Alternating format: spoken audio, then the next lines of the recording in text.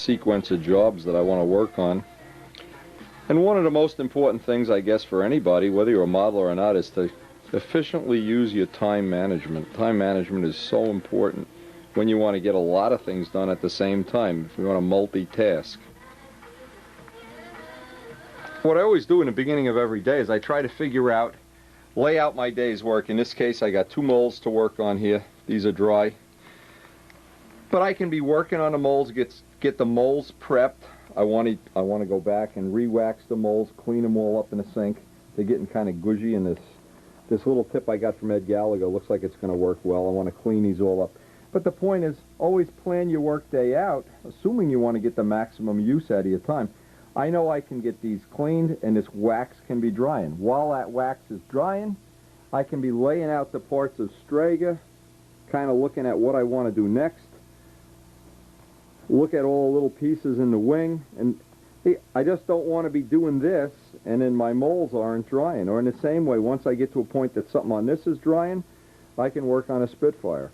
Once I get to the Spitfire, that's something I can hopefully get the tissue on that real soon.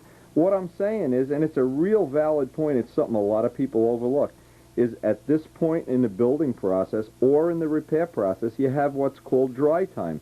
You get to a point where the glue is drying, or the paint is drying, or something. And at that point in time, you go on to your next project. But you always want to set up that the first project of the day is the one that requires the longest dry time. In my case, it's molding up the gear that takes the longest amount of dry time. Thanks to Ed Gallagher, and he had, I feel embarrassed, he had told me this a year or 2 ago. He had even sent me to part all wax. And in my haste, I wound up using Formula 5 wax. The part all wax is the correct wax for these molds. Now you can see what happens. The PVA comes off in sheets like this, and it imparts a really nice finish. But the problem is, you can see what's happening is it's peeling up off the mold and other little places where it's deteriorating. So what I'm going to do now is take this over to the slop sink and clean off all the old PVA, re-wax the mold. And this is a good thing to do intermittently. At least it really should be done on a regular basis. Get all this old PVA off so that my parts don't start to assume, you know, little imperfections and things, and any little touch-ups I need to do. But the most important thing is to get that part all wax on there so I get a lot nicer finish on the final part. And the PVA doesn't start creeping off the mold, which is what it's doing right now. We're getting a pretty nice release on that part, and on the other side we're getting a dull carbony finish, which obviously most people would wind up painting these anyway. But these are coming out of the mold very nice now. And now that I have these coming out so well, I want to maintain the mold. I don't want to see the mold get destroyed because of lack of maintenance. There's a certain amount of mold maintenance you need to do when you're doing 2 parts a day. You see on this mold where the PVA is already tearing away. And so the trick here is to clean the whole mess off the mold, re-clean the mold, re-wax it, fix any little imperfections. This is the one we did with Brodak Dope. That's holding up very well. Still nice and smooth. Now I wiped this all down with M600. I'm going to take it out and get another coat of finishing material on there.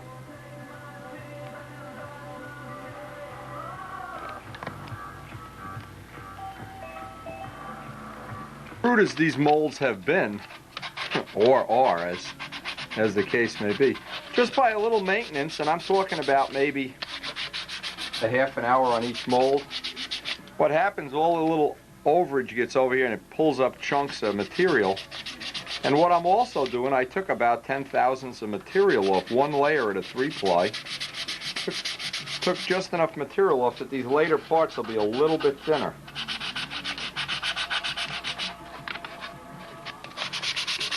Again, if we have, and we will have, I hope by the end of the week, we'll have our Corian mold from Jimmy. Then we can really go into full production, and that'll just be about the time when I hope we've learned as many lessons as we need to, and we can just have uneventful production. Anyway, now see, by removing just enough of the material off of these edges, my next part should be 10 thousandths thinner, Maybe I can get the weights down even lower than they are right now. Anyway, reasonable parts are coming out of this mold, though. As crude as it is, laugh all you want, it's making parts.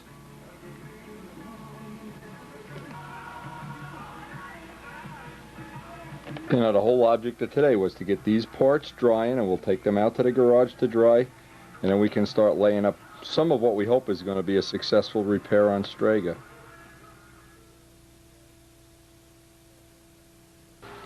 Now I got the molds outside drying. Now, first thing I again emphasize this: you're going to do some kind of a repair or even attempt at doing it. There's always value in a used ship. There's always some value. Now, if I didn't want to repair this and have it in my Air Force, I'm sure there's people in the club that would like it. I'm sure there's people that would just like it to tear off a piece of finish and go over here and say, ooh, that's how thick that is, or that's how cute that is, or something. Anyway, one of the things I'm going to address first, again, it's that old thing of something has to always be dry. And see how we have this big crack and I can open it up and close it, open it up, close it. I'm going to mix up some real slow drying epoxy, heat it with a hairdryer, and get it to swoop down in there and clean it all off. The first step, of course, is to clean the whole plane again, even though it's been cleaned. I have some M600 on here because it really, to get all that grit and oil and everything off of here before we actually do any part of this repair. And again, we're going to try like hell to save the plane, or at least get the most value out of it that we possibly can. Keep it, in fact, even in such a way that, you know, somebody in the club can use it, or that we can continue using it for a test plane for the jet program.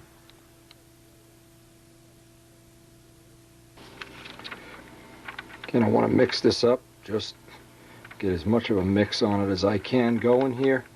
Get a little bit of heat on it. It's the heat that'll let it. By the way, these are these little Teflon cups. A coffee can lid is a good thing too.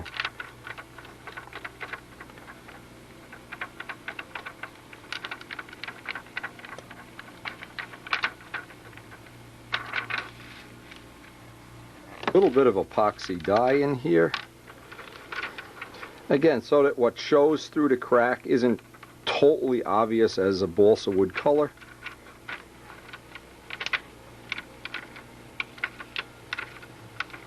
Just about the right consistency. Mix it even after you think it's mixed.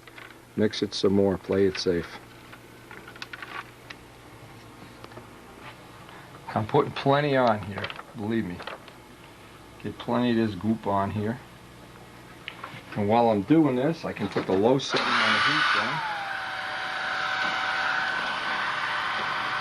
See, when you don't have a helper in the shop, these kind of jobs get to be a little awkward. But the heat lets the epoxy soak right down into the crack.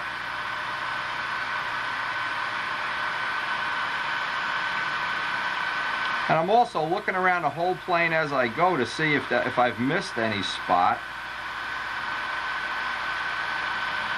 Missed any crack. I'd like to seal it all up, so even if not cosmetically correct, at least from an engineering point of view, it's okay. Now you can see that epoxy is just oozing in that whole crack.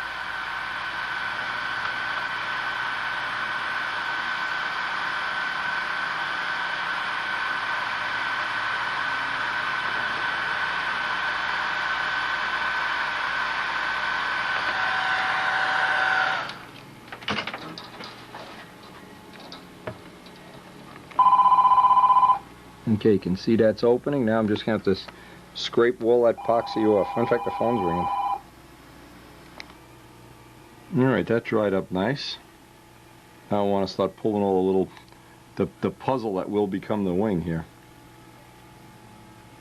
Real careful. I want to pull off the silk span, saving all the little pieces that are underneath.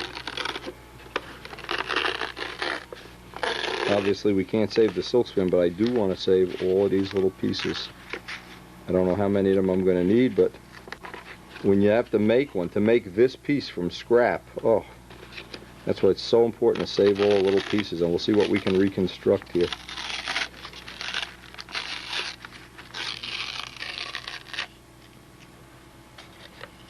I don't know, we need to make a seam line here where I'm going to end this. This piece is even broken.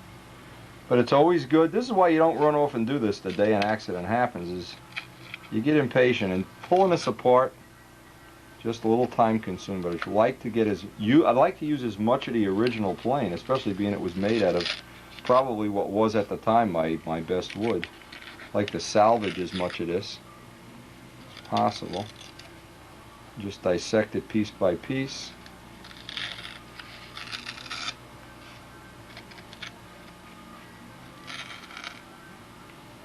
And what's the worst that can happen if you spend a day or two and it doesn't come out the way you want? Some junior in the club, some up-and-coming guy that would never get a chance to have a big plane can basically have a free plane.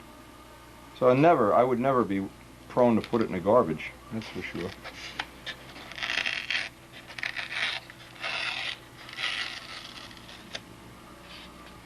So you can see that that finish was still pretty nice after all those years. Now I'm trying to leave as much of the finish. I like to leave a band of about 1 inch here if I can. So I'll have a solid surface and be working in the middle of it when I go to, assuming I'm going to try to blend the paint in here at some point in time. Or at least get a few, see there's a crack under. As we're pulling up the paper, there's exposing more damage we didn't see originally. But it's like a long ride. It's like if you go to California, it's a long ride. You got to start somewhere. You just, you know, it's not going to happen while you're upstairs watching TV or anything.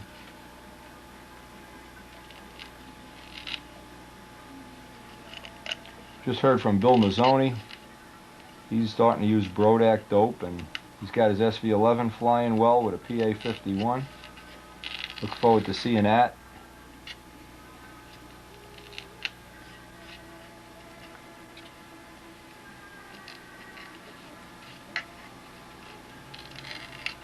Anyway, this is just time consuming, chipping away at it until I can get as much of this off and a clean surface to work off.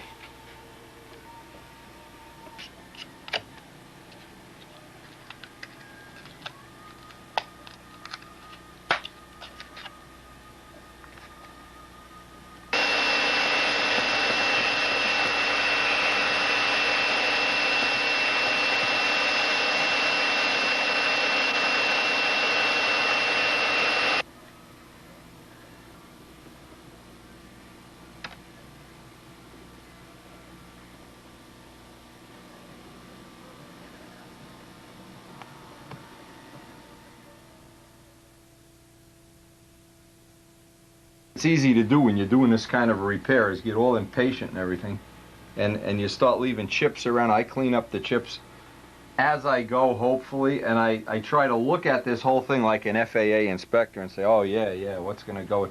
I want to try to get the other side of this done now, and then again I want to just start putting my pieces back together.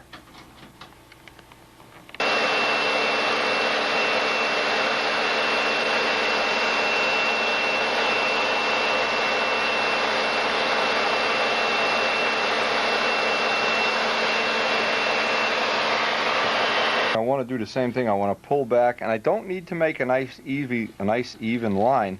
The last thing, and I made this mistake time after time, I take a razor blade and score this, and I score the wood, and it puts a stress riser in the wood. So I want to put an uneven, like a zigzag, like a fabric stitch on a, on a biplane or something. So it's a jagged edge. It'll be easier to bury that edge if we get to that point that we can bury it in paint or some other way. But I need, obviously the next thing I have to do is I keep forgetting I have to fix the bell crank. And I don't know, again, this is another thing I haven't thought of exactly how I'm going to go about fixing that wire. But it would look like I want to do it in a way that requires the least amount of cosmetic work. I don't want to cut the top block off the plane, for instance. I'm going to try to maybe even get in here through the side once I peel some of this covering away.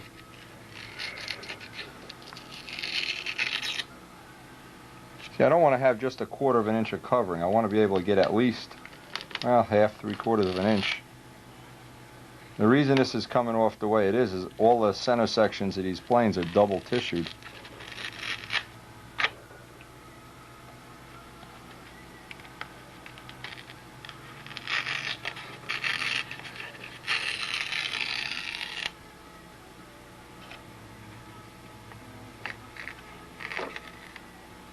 Again, if you just get this concept in your mind, a lot of things that get thrown in the garbage really are fixable. It's just a shame that a lot of people don't think that way, or they only think, well, it wouldn't be appropriate for me. A plane that's appropriate for somebody competing at the Nats, a guy that's just sport flying on Sunday morning with his buddies, having a great time. He doesn't care if there's a little scar or a Band-Aid or something on it. Hey, old tradition is still flying. That old blue cardinal is still flying. The green cardinal is still flying up in New Hampshire. I mean, they're everywhere. They're definitely going to outlive me. I often think about that. I wonder how many of these will still be flying when I'll be dead. What a hell of a thing to think about, huh? Anyway, kind of job. It's good to have one of these focal flashlights that you can adjust the range of where the light is going to go, because I want to look in there and see what else is going. You know, the problem is the bell crank is still kind of far away. There's no way, without cutting the whole fuselage away, I'm going to be able to get in there.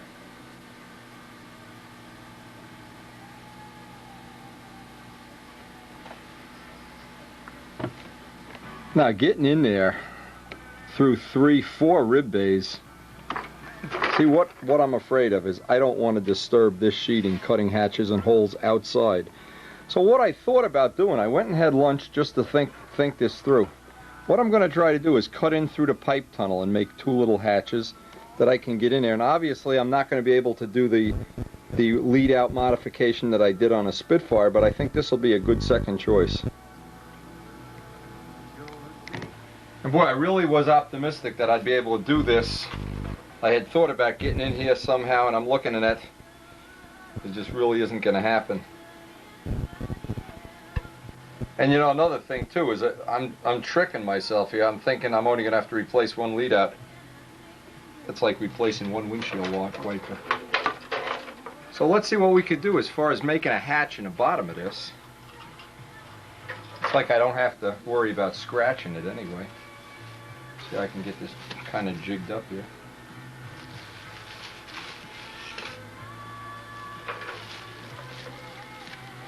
A lot of times just handling this thing is...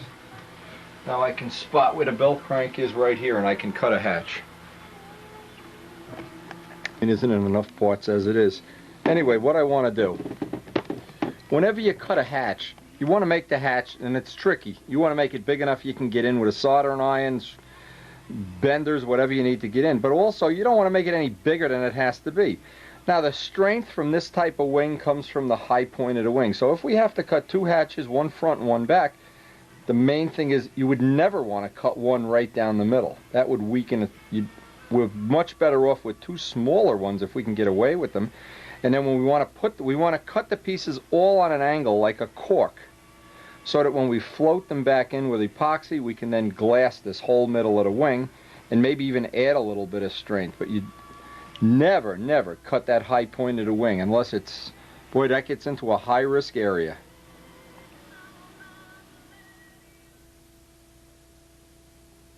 You can actually see the belt crank bolt support, so I have a rough idea where that is, and I don't have to go all the way to the end this way. See, I'd like to maintain as much of the meat in the middle of the wing. I don't want to make the hatches come too close to the center. I want to maintain that integrity. And I want to put a pie slice in here. Again, you would think this is really going to weaken it, and that's probably true, but as long as we can maintain, and by the way, I have a piece of plywood over the high point of the wing, this will give me enough room. Notice that I'm cutting, it doesn't matter what angle I'm cutting on, but cut on an angle, not a straight 90-degree cut. And the rougher of a cut you make, back and forth, in a zigzag pattern, the better, because you can bury that in paint a lot easier than a straight line.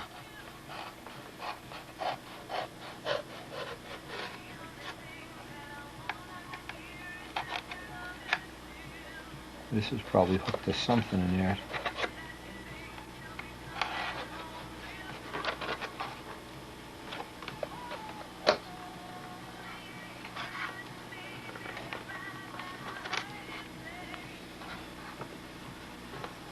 Okay, and here's our friend the belt crank.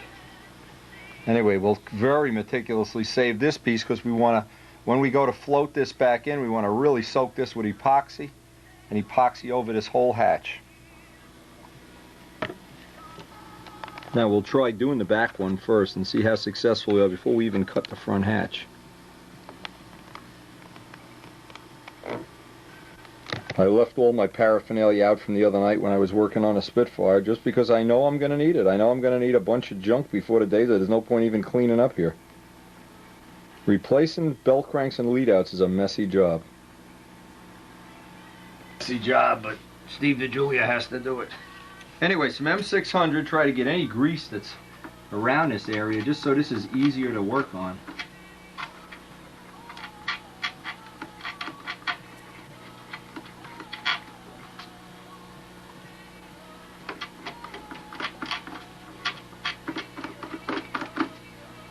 Now I had originally thought I'm going to be able to get in there, pie slice that, and run a bolt through it, but I don't think that's going to work this time. Might be one of the most difficult parts of the job is to thread that lead out wire back down there, because I need this to pull a new lead out through, or to do whatever it is we're going to do here.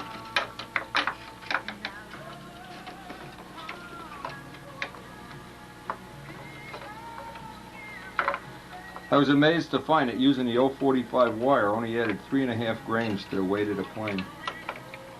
See, I got to make sure I thread by that gear block, that I'm not on that. I'm in a straight line. Okay, that should get us to the point where we can work on it now. Now a lot of this stuff you got to improvise. You got to make this up as you go along. There's no book on how to do this. The M600 on what amounts to be the old bad wire.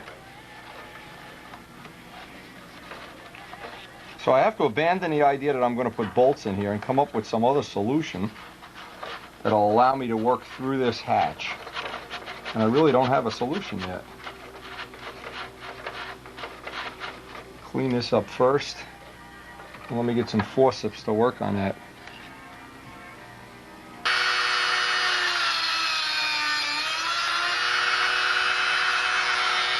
I took some 045 wire, kind of made this gizmo. What I'm going to try to do is slide this down in the wing, because you won't be able to see this on a tape. Get it through the bell crank, put a brass tube here and slide the other 2 wires in there, and then bend some hooks on them and silver solder it. And I really don't have any alternative way of doing this, because I can't cut a lot more of the wood away. So I can give this a try and see if this works as one of the. You know, we're doing open heart surgery here. It's not like you have all the choices in the world. If I did, I put the piece of tubing over the lead outs that are already in the wing and put a hook on it, so I don't have to worry about that. What I need to do now is thread this through the bell crank with my forceps, and then very carefully, because this is a really tight fit. In fact, I may have to make it 1 notch bigger. Is get a tight fit on that and get some kind of a hook on this end. I don't know if you can see this. Once this is through the bell crank, I can slide this up a little bit and get some kind of an interference bend, and then silver solder the whole joint, and this will give me an 045 lead out end. Famous last words, if I can get it in there. And then I'll bend these hooks all the way back so they don't tear up the ribs. Again, this is a stopgap. This is like when you don't have any other choices in life, you know, when you're bleeding to death, you can use a piece of toilet paper for a band-aid, but this is the kind of thing this is. But we really are trying to save this ship if we can. What gets me through days like this is thinking of John Sandberg with the real tsunami. On that tsunami tape, when he, 3 days before Reno, they crashed, and he had to improvise. I'm trying to avoid putting any sharp bends in this. This is not my first choice, by the way, but I don't know that this is even going to work, but certainly want to true this up. Now the trick will be, I have forceps here, if I can get this down through there. No, it's not going to fit. I'm going to have to trim this. It's too long, and when it comes out the bottom, it's going to come out the top of the airplane. So what I'm going to do is just trim some of this off for now. Be able to get, famous last words, I should be able to get that through. I also took the sharp edge off of this, so it'll tend to slide down, and then I have to wiggle it into that tubing with the forceps. Now you may think this is easy. This is the hard part, getting that little piece caught in there. I've chewed the whole inside of the plane up doing this. I guess nobody's going to see the inside now. This is probably one of the few planes on the whole planet that anybody ever gets to see the inside of, let alone me. Oh, okay. No, that's definitely not easy. Okay, now I'm just ready to solder that one up, and then I'll get ahead, do the front hatch.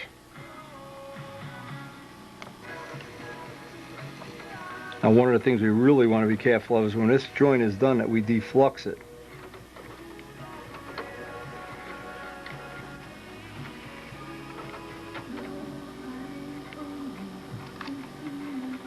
Okay, get a nice joint on there. I want to clean that joint up, and I want to get as much of that flux off of there as I can. This is baking soda and water. Before we seal this up, we'll grease it like a greased pig.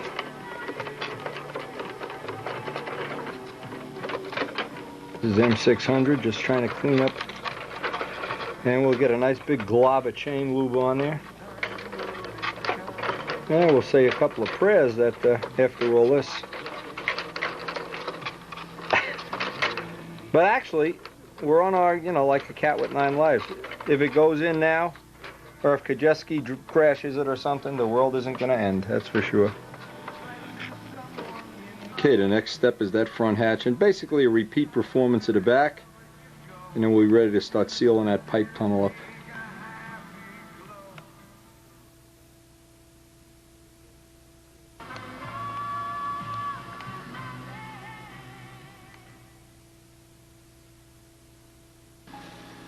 Well, after all this mess, whew, boy, this is probably the single messiest job I've had to do in a long time. I want to get plenty of chain lube on here. Now, the original chain lube we put on here in 1993 is still, there's really not much play in the bell crank. In fact, there's none. And we have a bushing, a removable bushing in the flap horn, so we can add or deduct play from the system. Anyway, whatever life we get out of this for a very few hours investment in time, we'll hopefully have a serviceable plane again. Plenty of chain oil. I cleaned this all up, defluxed it, and the chain oil also keeps it from oxidizing too, as a cheap insurance policy.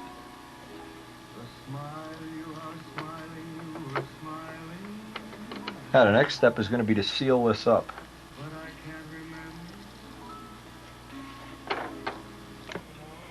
Now, I decided not to fiberglass this. That was plenty strong when I put the CA on it. Famous last words. What I want to do is just get this fuel proofed for right now. This is just cosmetic. Keep the fuel from soaking in there.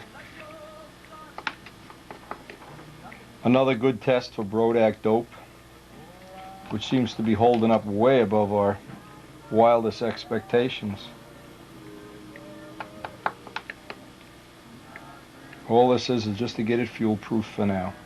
Now obviously you wouldn't want to do all the cosmetic work on a plane that had a repair like this.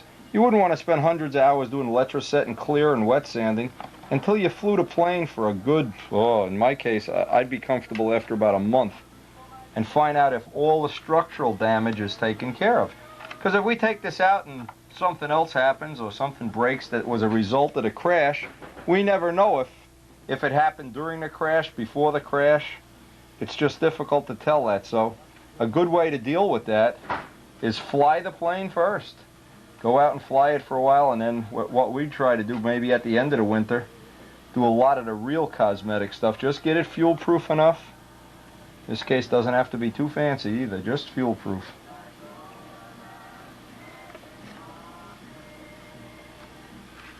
Can happen with a crash like this. A lot of times some of the internal damage you won't see, and I've seen people already put 100 hours of finishing time in only to find out a month later that inside the wing the spar was broken or something. And until we put this all back together, I'd like to get quite a few flights on it before I'd spend any real time doing the detailing or matching the finish or something. But it's absolutely necessary to get it fuel proof, because we can always sand through these coats of dope and put on more paint, more finish. But if it's not fuel proof and the wood gets soaked, it's a mess. By the way, this paint really does cover nice. I guess you can see 1 or 2 coats and boy, you're ready.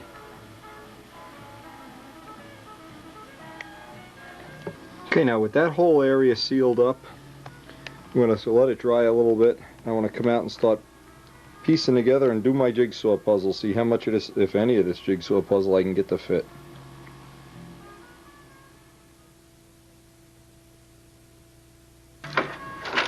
I just want to make sure I don't have any, and even if I do, it's too late now to do anything about it.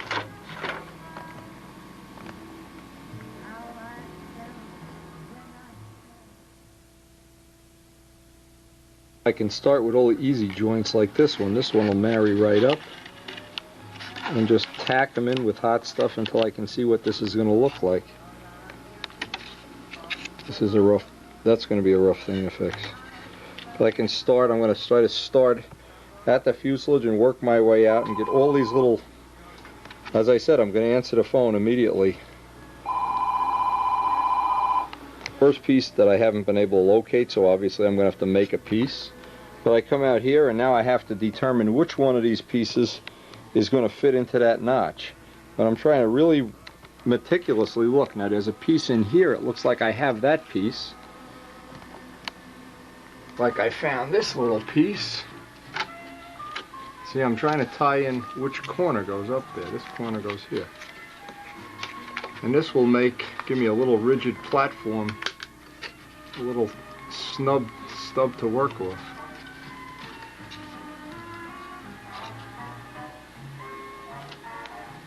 Here are some of these pieces I can get up underneath with my fingernails.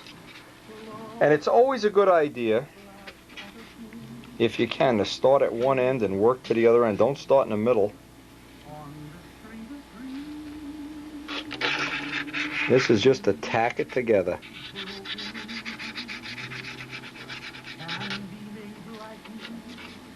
If you can get your fingers underneath, a lot of times you can get it almost back to the shape it was before impact.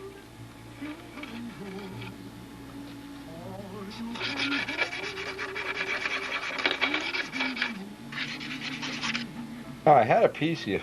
I just put it down. How was it? I had a little piece of leading edge that I thought I could figure. Nope. See, I am missing some pieces here, although I don't know if this is going to be. This is going to be one that ties in. This is going to tie in right about there. So I need a couple of pieces of sheeting up top and bottom. See, it's like a jigsaw puzzle. I know you're laughing. I can hear it. Here's the other half of this rib. And this is going to go on, well, again, this is the part, it just takes time. There's nothing terrible here. I just need to find one piece at a time. And what I'm doing as I go along, just taking some thin CA now that I have this notched in, and just stiffening it up because I want to start working off one edge. Get some up in the front here too. Looks like we found another piece here from the jigsaw. Oh. Let me just get this tacked in.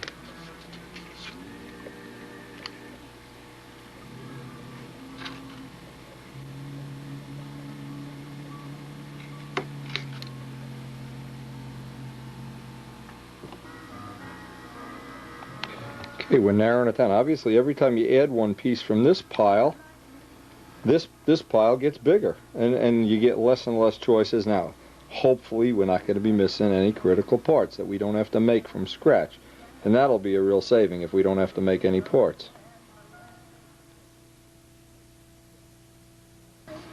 Now, just a lucky guess that that goes in there.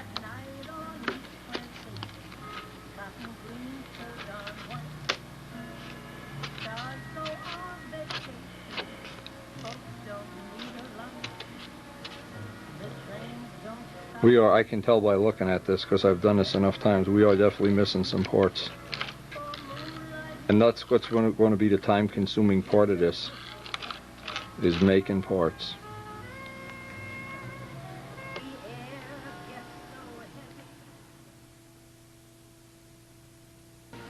Now I had to take all the paint off. This is the gear block piece. And obviously this is one that I really want to make sure I get in there in the right spot.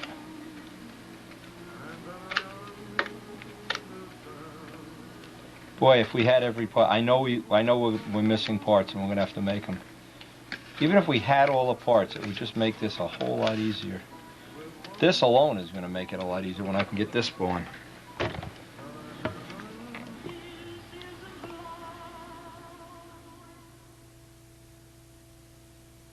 As I'm doing this now, I have to start watching it. I'm not letting the wing drip down or up. I need to keep running a level on it, a straight edge.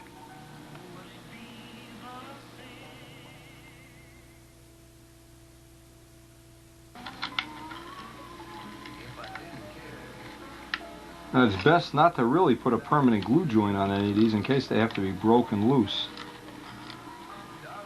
And I'm thinking, as I'm doing this, I'm thinking this may be a good test for this mat, this carbon mat. This is certainly going to be something that needs an extensive amount of reinforcement. We'll see if that, hey, if it doesn't work, at least we'll know about it. In this way, I'm fortunate. All the numbers are written on the ribs. And obviously that's 3/4, so I know that this little piece, like trying to build a bridge in midair. Come on. Amazing how the glue always goes off as soon as you put your finger by it. Come on. Go all day here. Anyway, now we can start looking for a half a rib. There's a piece in here somewhere. There's stuff left, of course.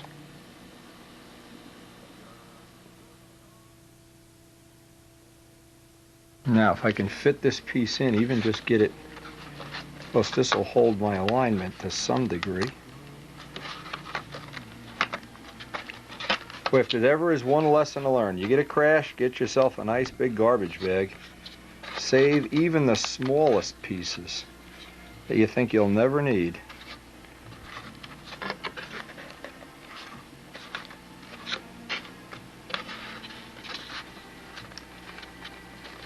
And I'm really not concerned with getting nice tight wood joints right now, because I will sand and fiberglass this all right back, the structural part of it.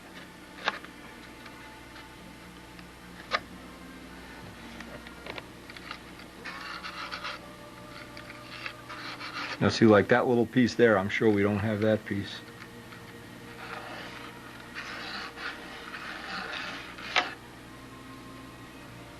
This will be a real challenge to get the structure right, but it'll give me an excuse. Two things is I can check that carbon mat out for my own, and I've heard both ways that it's really great and it's really junk, so I'll find out myself. No point even fooling around. Always, when you want to find something out, just do the test yourself and skip all the middlemen.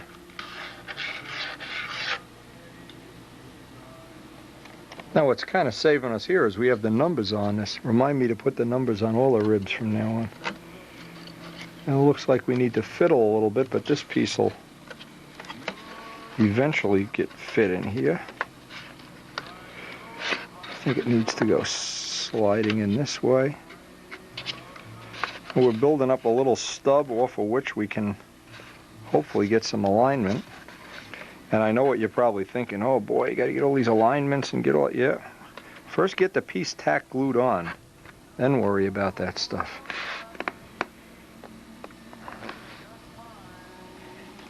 Now I see one thing that I don't like here, and that is, I stood back and I can see that, oh, here we are. I never got that piece in straight.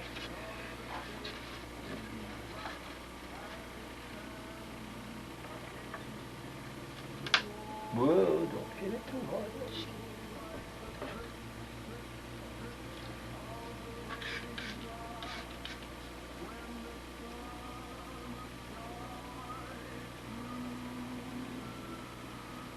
I'm hoping this will make the correction. Yeah, this looks like it'll be okay. Maybe not okay, just better.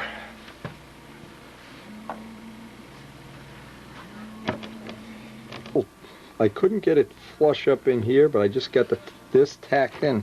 And now I can stand behind it and see just roughly if I'm going off in dihedral land or not.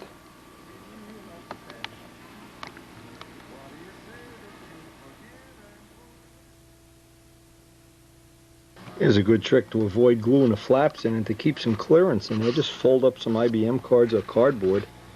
Let that hold it in place, and then that'll give you some clearance. And if the glue gets in there, all you'll do is have to sand away the IBM card.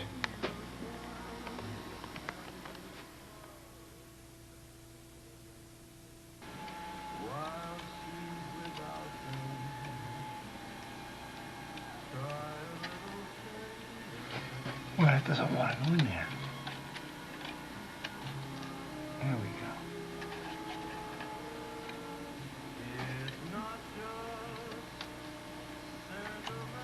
go. Ooh, there's a lot of stress on this, so let me just tack this first.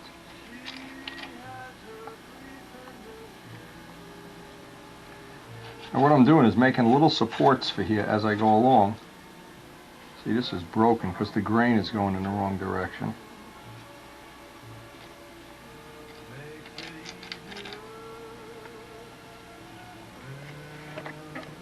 Enough little pieces in here. I just want to see if this is going to be even close to a fit before I go any further.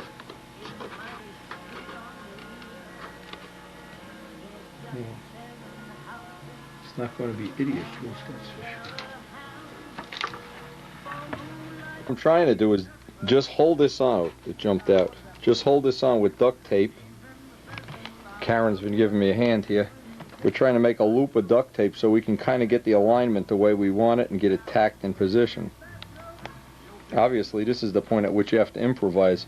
And by constantly putting more or less tape around this, I should be able to get some kind of alignment before I tack it in place. Now I'm looking at this from every possible angle. I got duct tape on it, trying to get the alignment while that slow glue dries. And I can, by tightening or loosening the duct tape, I have just a complete loop of duct tape on there to hold it in place.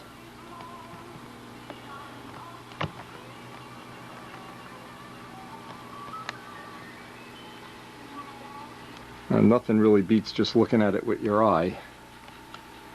And I think that's real close now. So I'm going to put a little more glue on this little by little and then take the duct tape off and see what I have. Now the next step is I can take the duct tape off carefully. And I've really butchered up these parts. I'm still missing parts. I've just put little pieces to hold them together. So one by one I want to go over and patch these areas and try to make little plugs fill this in. I'm only going to get to do this tonight. Tomorrow we'll work on the cosmetic stuff, but I want to fill those patches in.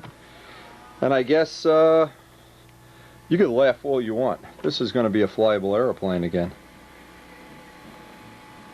That wing doesn't look too bad.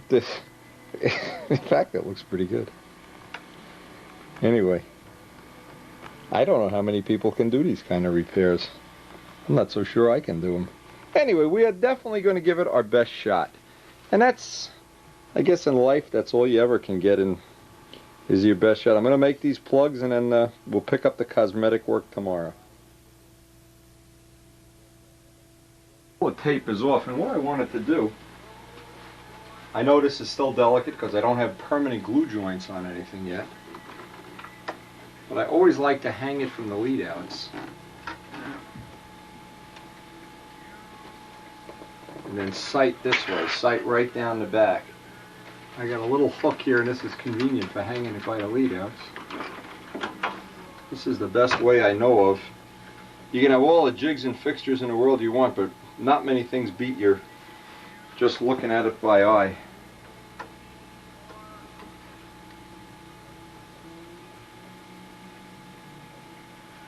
Okay, I'm gonna assume that's pretty close. And you know, the telltale sign will be if we get this flying and it doesn't need a big giant trim tab. And even if it does, so what? Who cares? As of right now, it's almost a free aeroplane for somebody.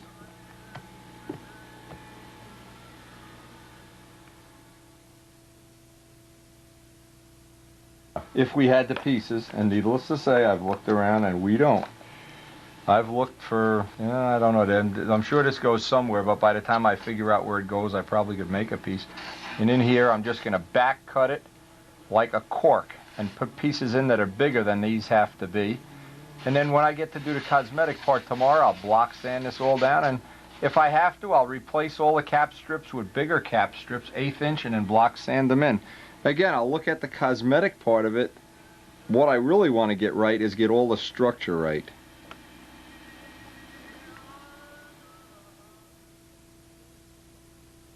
A lot of reasons to fix these planes. This may be that someday this would be one of your favorite planes, or who knows, your killer airplane. Some personal reason you'd want to fix it, but I don't have a personal reason. I just want to fix it. Just want to have it back. And boy, if I had, I know I'm missing pieces here. Here's where it starts to make you crazy. It's all these little things.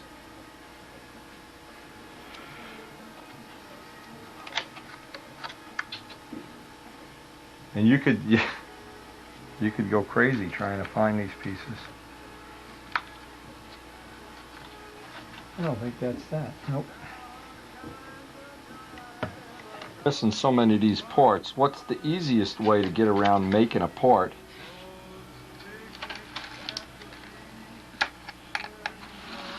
I gave this a little rough bend. When I say a rough bend, I just try to put some pressure on it and see what sounded like was going on here. And actually it didn't sound too bad. Of course, too bad is always relative. Now, trick here would be to cut. We're good up to about here. And if you understand how to make an undercut cork, the rest of it will really go easily.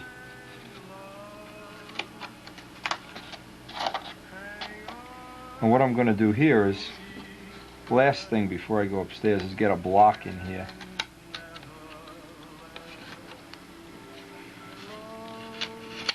And what I'll do is just undercut this, get rid of the little parts.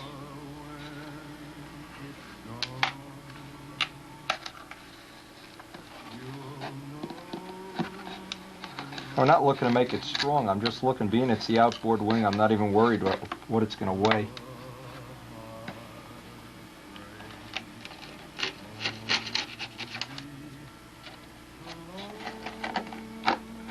But it would be easier and there'll be less joints to fill in. Look at this, this damn thing broke in one piece. It's easier to make a square joint.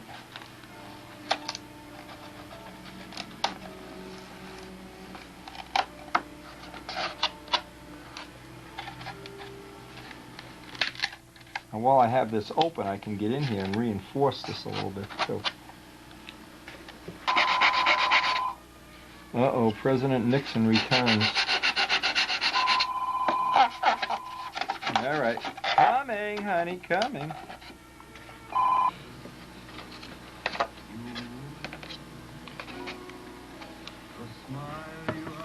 Now, it may seem like a lot of work to cut this off. I'm just going to trace these side shapes and whack a lot of this off while it's in the saw.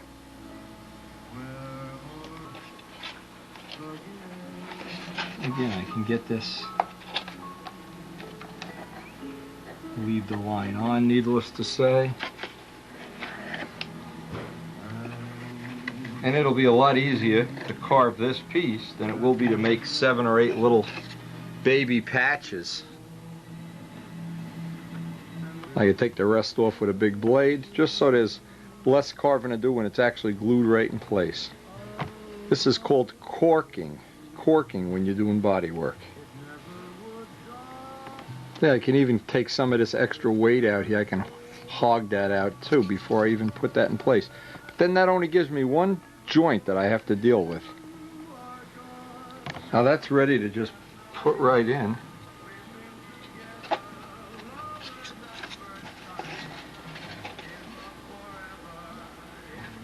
Now I'll make it plenty oversized, tack it in first.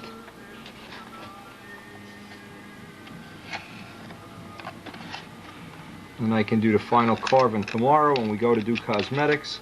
Maybe tonight I'll try to make up all the plugs that I can.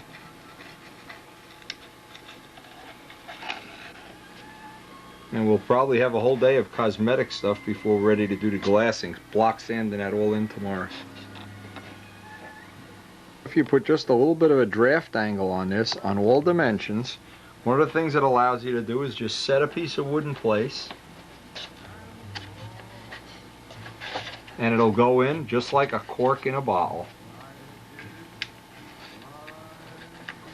And we don't really care if it's a real nice fit right now.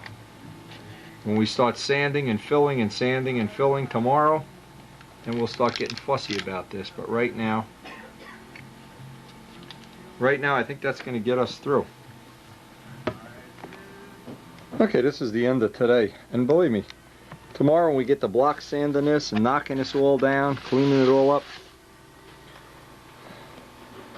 I think we got a good shot at making this a really good flyable airplane again. I really am optimistic. At the end of this day, and this is the day I would normally be depressed, I'm very optimistic.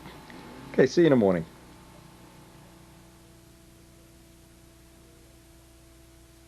Now going through the mail today, a lot of nice responses. We're already getting responses in for the carbon gear. Seems like Bill Hummel likes his, Claimer Metzer likes his. He even ordered another one, so hey. Looks like we're going to be making more and more of these, so I'm really excited about getting the molds going. Anyway, this is something I get every year, the Ghost Calendar. And this is a little advertisement, usually a little preview of what's in. I'll put the phone number on the screen. It's a good time of year to be thinking about it. Look at this. Look at these pictures. Ghosts of the sky. Just get some of these pictures here. You know why I like this stuff. Anyway, there's nice, real nice stuff. Here's their reply mail. Needless to say, we'll be ordering a few of these. If you don't have one, let's see, where's their 800 number? You don't think we're going to pay for a call here? Okay, here's the thing. You can get a catalog for free. 1-800-331-8231. Get an idea of some of the things coming up, and they do have some beautiful warbird photos. Great for, you know, when you don't want to repaint, you're sick and tired, you don't want to repaint the walls in your shop because it takes so long. You just get some thumbtacks and tack up about 12 of these posters like I do. There's a reason I have pictures all over the place here. I'm just too lazy to paint. I want to spend time modeling, not painting. Anyway, nice stuff. It's definitely a good investment in your inspiration level, especially like this E Fury here.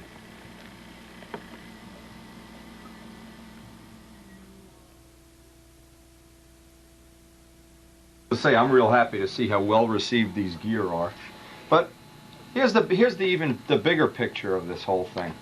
I think we're going to be able to sell a lot of these in the future, and I want to make the molds as good as I possibly can and maintain them. Now, it's my own fault, and again, I always put the screw-ups on the video too. I was using the wrong wax, and this is the wax that I should be using with PVA. It's part all number 2. Ed Gallagher sent me a letter with, you know, he's watching the videos and he sees that I'm screwing up. So there's even another reason for video being a valuable modeling tool. Now, several people have sent me video of their flights, Jack Young for one, and had me critique them.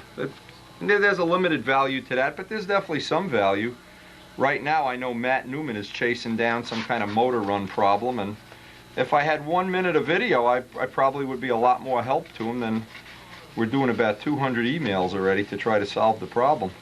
But anyway, the point is, if you exchange information and share it, the whole world gets to be a better place. My feeling. Say it over and over again. Laugh all you want. And if you're the best flyer, you'll probably win anyway, whether you have carbon gear or carbon belt buckle or something. Anyway, now that we have the right wax, I know what the deal is. I'm going to start applying the PVA. I'll let this dry, buff it off. And while this is drying, it takes time for the PVA to dry, I can do some work on Strega. Now, one thing I wanted to mention, it's real funny. Every time this year I leave my nail clippers out Because what happens is when I'm doing fine sanding, my fingernails always take little bites out of things. And last night I wanted to do a little dressing off of the Spitfire, little bleeding edge and radius in the ribs while I'm doing this. And a fingernail caught the leading edge and took a chunk out. I said, oh boy, I went down and got the nail file.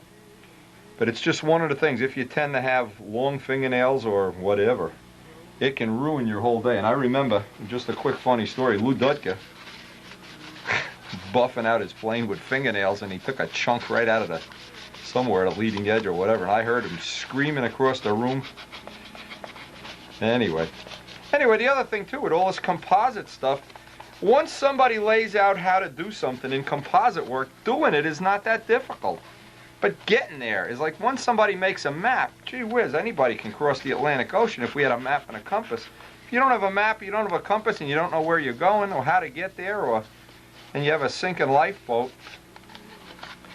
And what's real good about this is if somebody's doing this and they can videotape their little project, hey, I'll put it on my tape and I'll critique, see maybe I can catch them using the wrong wax or PVA or something anyway. But prepping these molds, and this should be done on a regular basis, and I don't know how many parts. We've gotten about 30 parts out of these molds already. So probably every so often it needs to be stripped down. The reason I've gone to a black colored material, so I can pick up the flaws easier. The downside of using the clear was I couldn't see the flaws, and they would show up in the finished part. So we'll see how that wax release agent works with the PVA. Now we can work on Strega for a while.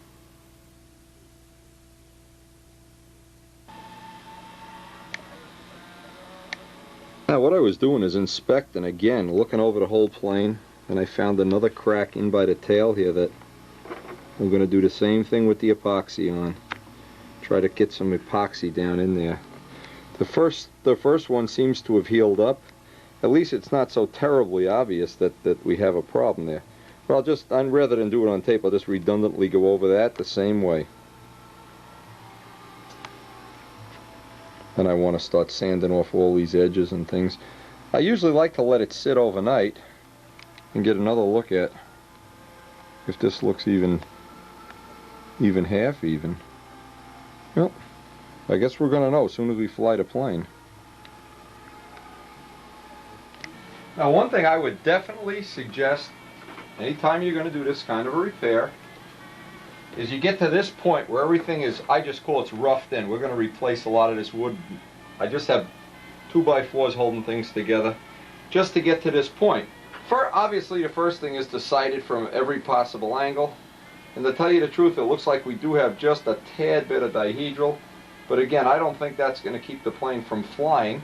I've had other planes that, hey, being this is a test plane anyway, or it's going to be Peabody's plane, one or the other. Now I also want to do this, is I want to take and put a stress, just a little bit of a stress test to see if I can hear or see something cracking here. That feels okay, and obviously you want to do it in both dimensions too. Before you would go ahead and do all this work, it would be a shame if you pushed down and a wing fell off. Yeah, it looks like it's going to be fine. That's no more or no less than we get normal flexing.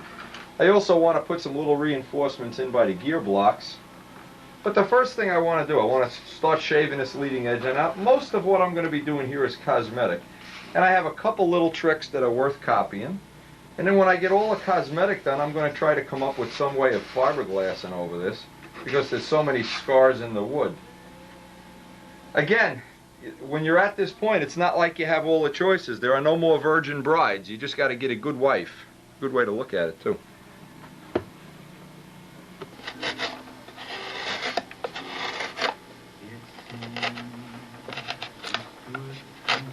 And no matter how fancy you try to make these patches, you got to block sand them down anyway. But most of this, now had I had more time last night, I would have worked on this later. But we're in a time of the year when you don't have a lot of extra time, so we're trying to really maximize it. And I say that over and over again, because if you can maximize even a small amount of time, you really come out ahead of the game.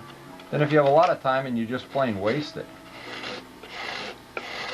First thing, obviously, get the block roughed in. Do the last little bit with some kind of a sanding block. But there's no point in doing any of this work if you don't have the structural part of it right. Give it the old structure test.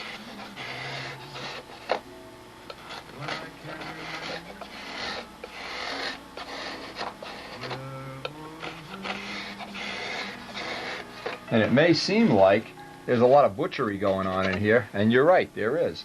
But when we're all done and this is glassed, I can get in there with a Dremel tool and take a lot of these support pieces out if I want to. I can see how that's all going to look later. First thing, get all the big spots off. Now I can get a sanding block. Like I said, now I can answer the phone. Look, I just get a splinter from this. The technique I try to use, and again, you can't always use it. The technique I try to use is always a nice small block. These are ones that Bob Martin's made with the edge cut. And what this allows me to do, I don't want to sand any more of the sheeting off than I have to. But on the other hand, I want to make it as flat as possible so I'm not filling 16th-inch gaps with epoxy later. So I'm trying to blend into the paintwork. And it's not, I have already resigned myself to the fact this is not going to be a perfect blend somewhere in here. You know, you're going to obviously see the scar, but again, what I keep thinking is to build a plane from scratch. First off, you're talking about maybe $300 worth of material. You're also talking about a minimum of 100, 150 hours, or in my case, maybe 300 to build a plane, with no guarantee it's not going to be either tail heavy, or whatever. This plane, we know at least before the wing came off, was reasonable. Now, what I try to do, once I get this that I can half feel that I'm getting close to being level. I get a paper towel, and what this does, it hardens the wood equally all around. And I just kind of paint the whole thing with thin CA and rub it in. And if you want to be a little time saver here, since we're not trying to make this a obviously I'm not going to make it a concourse winner. But if you pick this little technique up, and I'm just going to go right over every spot on the plane the same way, it hardens the wood up and allows you to get a reasonably nice sanding once you get it level. And just don't kick it off. Let it sit there. The dust in the tissue will kick it off. Just give that a couple minutes.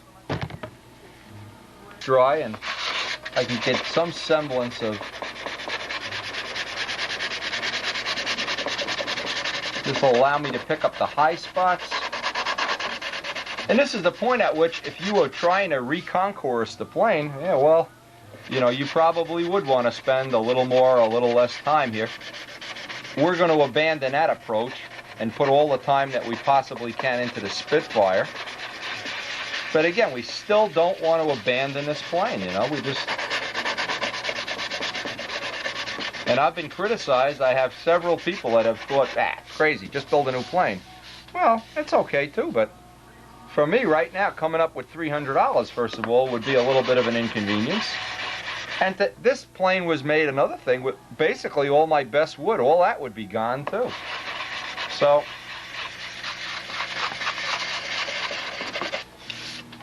now let me just... You can see where the blend is, where I'm cutting into the silver. And this is not great, but I will try to get the glass to come right up to there and blend it in. Okay, that's the first of. Now obviously we have to work our way over here. I'll work my way around the front and then around the back.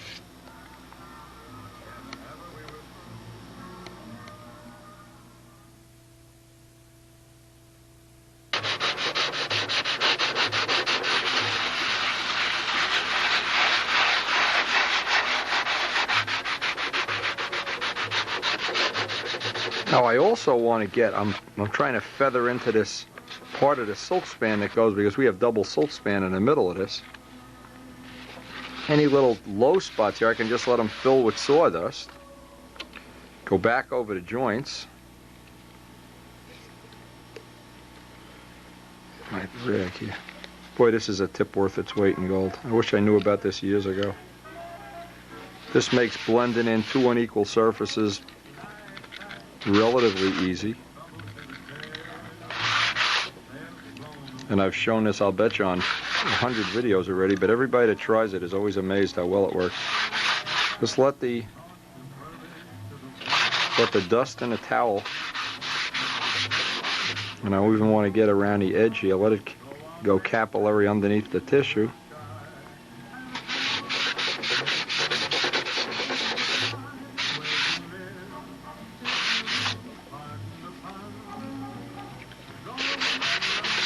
And just let that dry. Okay, now this part is relatively flat. I'm making sure I have no thin spots. And a good idea here is to just hold it up to the light. But here's a good trick too. Whenever you want to blend into where they used to be silk span, you need to get some CA underneath it before you even sand it. Because what'll happen, that'll pull up. And you'll just keep peeling it back like a banana that never ends. Again, the old trick, rub it quickly. Don't hold it in one spot. And even after you sand it, go along that edge.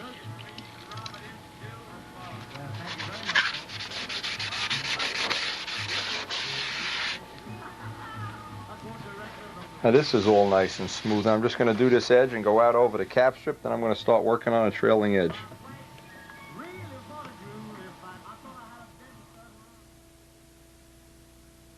Couple of things I'm going to have to do up here. I see I have to replace some cap strips, so I'll carefully strip them off. In fact, I'll replace this one. I'm going to replace them all. They're all shot.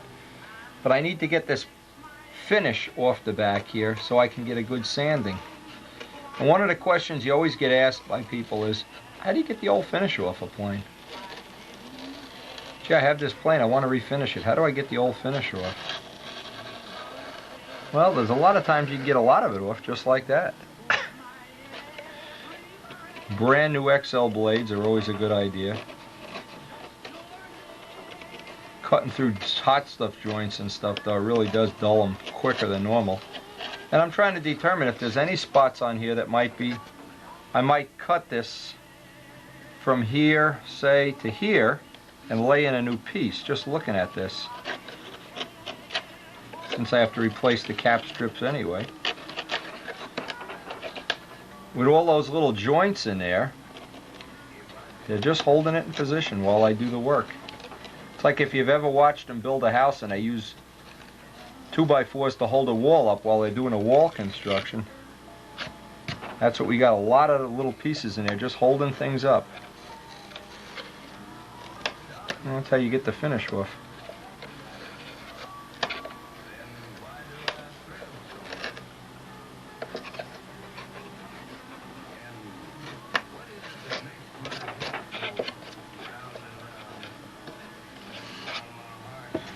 I know I need to cut out a piece of this, so I want to make a nice, if I can, make a nice joint.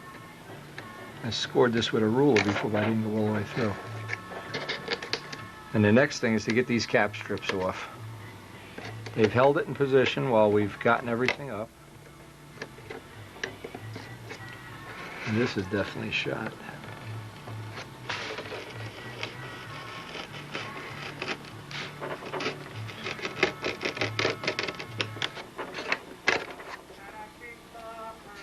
Made this little piece, just made it a little bit oversized so I can spring it in place. Whoa, hey, that's the sound that you never want to hear. Can lay this in, get it kind of flat. The trick will be to tack it in first.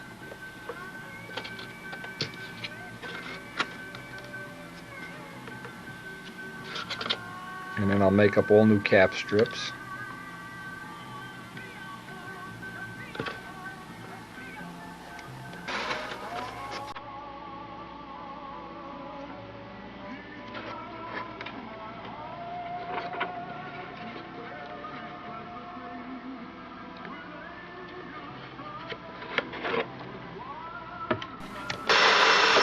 Now I want to get all the dust and little chips off because I'm going to flip this over soon. I just want to try in those cap strips next. The reason for this is it's important to keep junk off the table now. And in my case, I don't want any sanding dust with carrying the heebie-jeebies.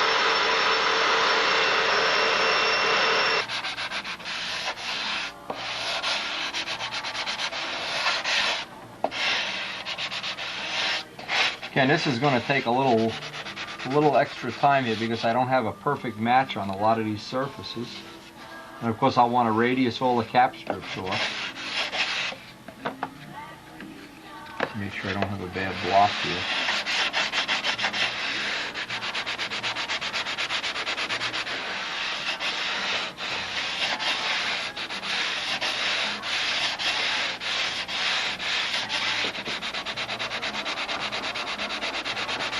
Now when I put this together, this flap didn't line up exactly the way I wanted it to, so one of the things I'm going to have to do is dress that joint off, try to make that joint a little nicer.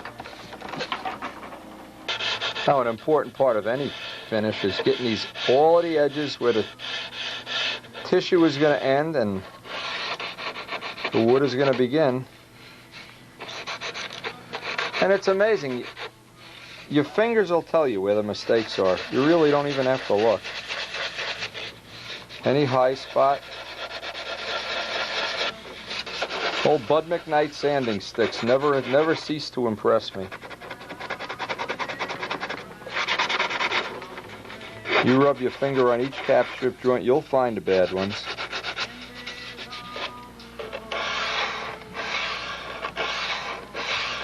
Now when I'm done, in the time that's left here, I'm going to flip this over and try to do most of the back today, but I really don't want to rush this through, because it looks like it's going to be a doable repair. As I'm going along, it's looking better and better. Tell you the truth, I really wasn't in the beginning all that optimistic. I was thinking maybe this is going to be well, not as good as it is now anyway.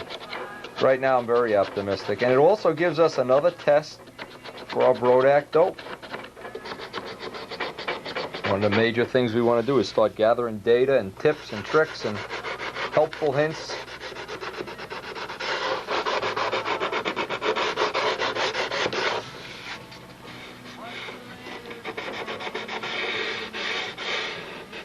You know, I always keep vacuuming up to try to keep the dust down. I guess even if your wife doesn't have asthma, it's a good idea to do that anyway, just to keep the shop from turning into a coal mine.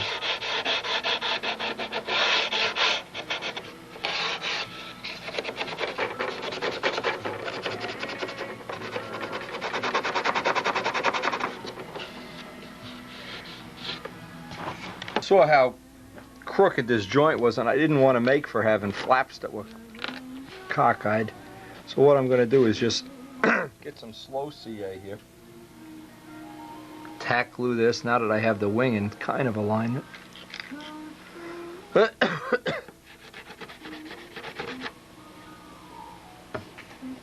Okay, now another way to do this, and I wasn't happy with the way that first joint turned out. Where the heck's the knife? See this? I can't even find my tools.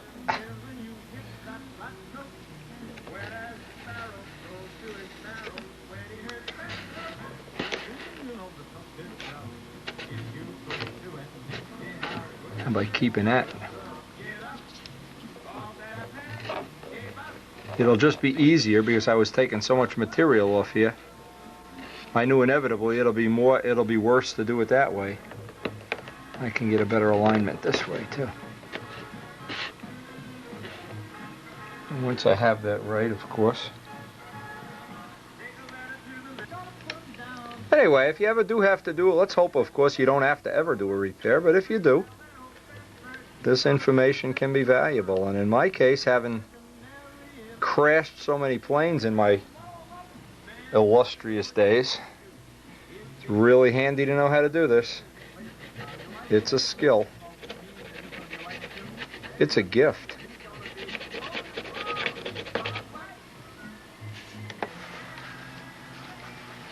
See, a lot of times you just have to bite the bullet and cut something. You're trying to fool around and get a joint, and it's crooked like this. Sometimes it's just, and this is just one of the examples of something that's, just get it over with.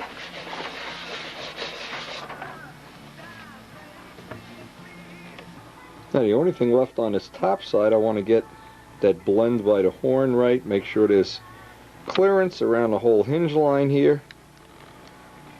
And I'll flip it over, I'll do the bottom, get the whole bottom done, maybe even get some clear dope on this tonight.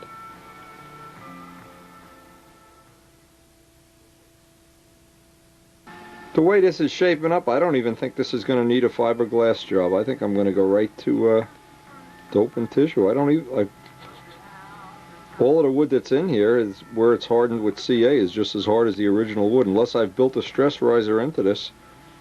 And I don't think the glass is going to add anything except, you know, just weight and extra work.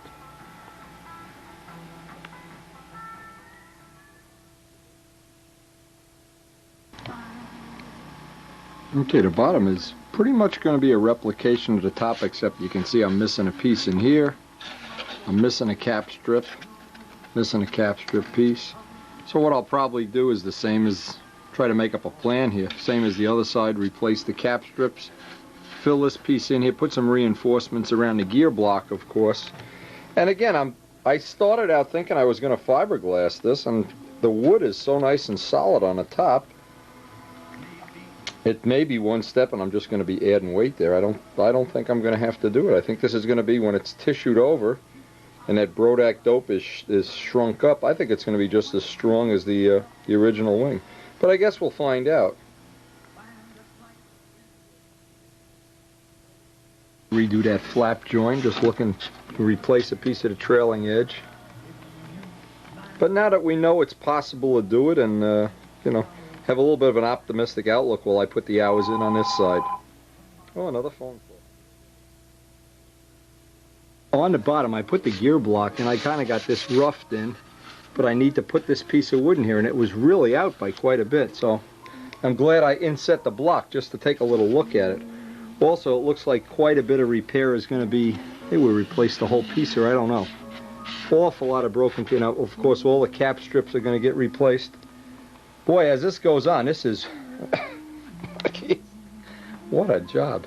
Anyway, about at this point in the job, I always try to evaluate and say, okay, I've got maybe 15 hours into this, 10, 15 hours into the repair. But what am I getting for 15 hours? Am I going to get 2 or 3 more years of test flying? Am I going to get a nice gift I can give somebody for Christmas? I mean, you know, I know Bill Hummel wants this plane. I've heard him say many times he'd buy it off me, Bill. Not for sale. Anyway, we never sell planes. Anyway, thanks a lot, and I'm going to be doing the rest of this off camera because I am just choking with dust in here. I'm going to go outside, and the wind is blowing, blow some of this dust away.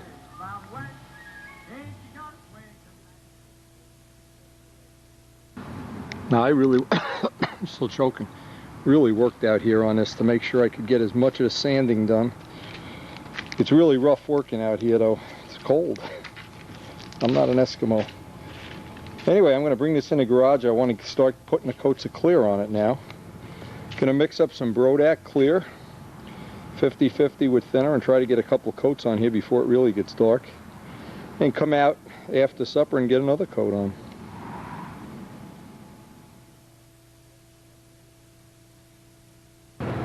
Because we really can't open the house. This really does put a kink in our program, but I guess it's one of the things you have to do when you have working around somebody's health problems.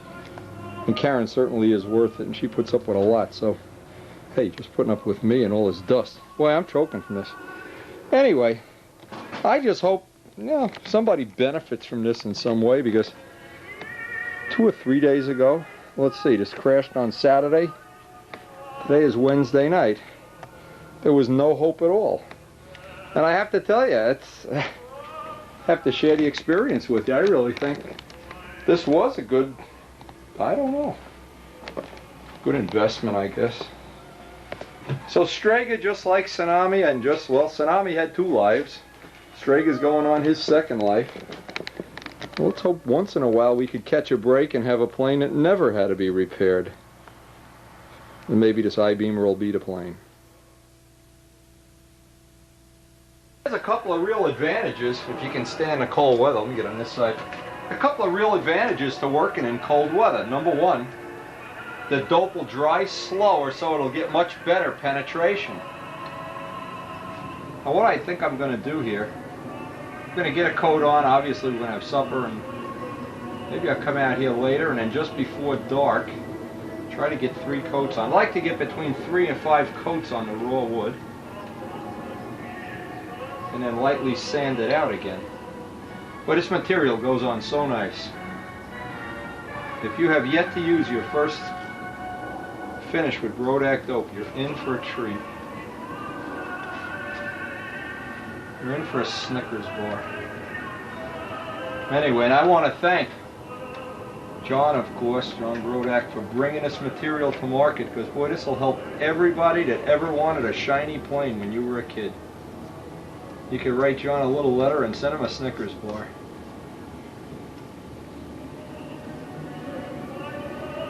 And you'll see this will dry really, really slow. In this weather, it's going to take a long time to dry. And what I did, I came up with a good little invention. I took and just cut a hole in the foam so the jaw sat on a flat table, because it was really rocking around. What I have to do, I have to let this dry now. And of course, it's about, I don't know, 40 degrees or something. This is going to take a long time to dry. So may get one more coat on. If not, if it isn't dry by 9, 10 o'clock, then we'll tissue it tomorrow.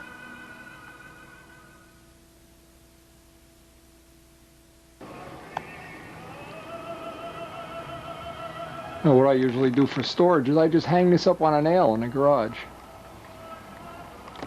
It just keeps it from resting on pillows or whatever.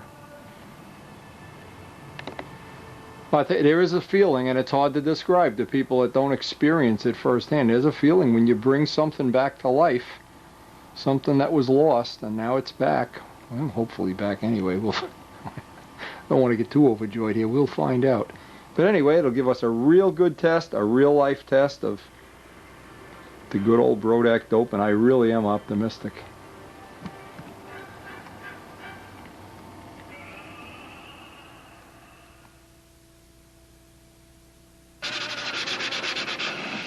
That is dried up reasonably nice, but again, I want to make sure I'm using my hand, make sure I don't have any sharp edges here.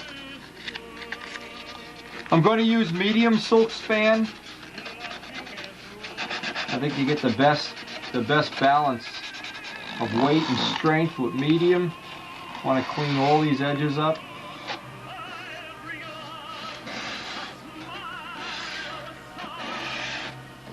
It took about 5 coats to seal this up. I guess that's about what you would expect. Always use your hand to find any little spots that need to be addressed.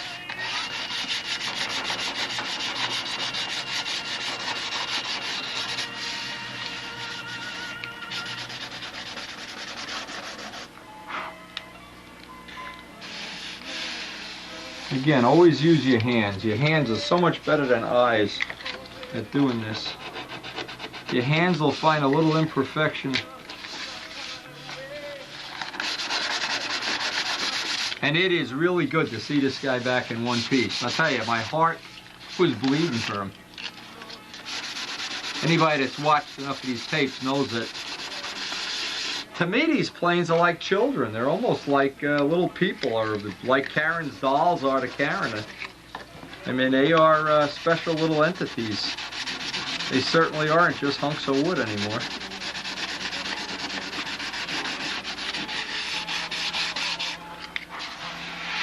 Again, all the edges, before I lay this out, medium silk span. My first choice is always Windex to shrink it.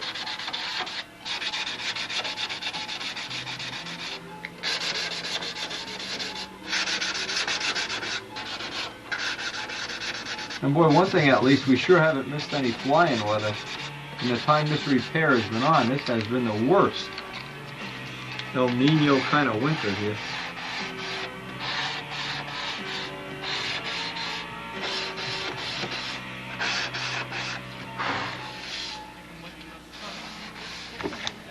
Oh, I just dampen the tissue, a little bit of Windex. Not wet, not dripping, just damp. Now I got plenty of dope down on the frame. This is the only critical seam out on this side on the open bay area.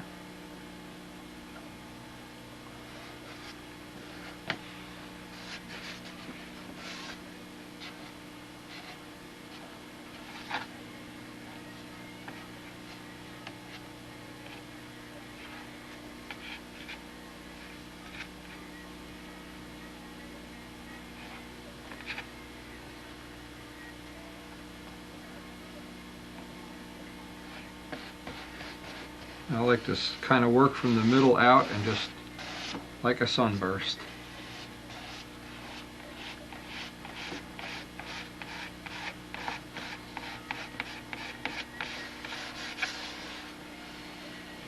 And believe it or not, your fingers are the best, well, the best tool I know of for getting this on.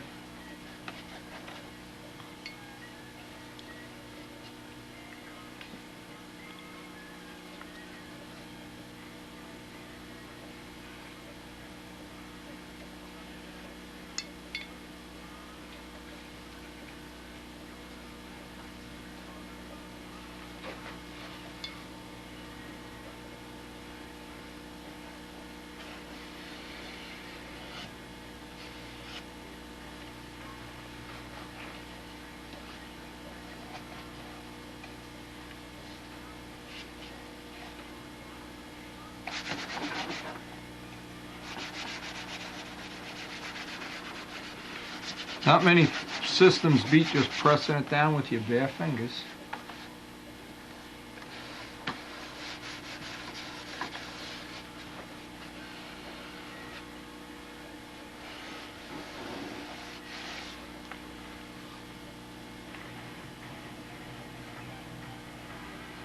A brand new blade for trimming.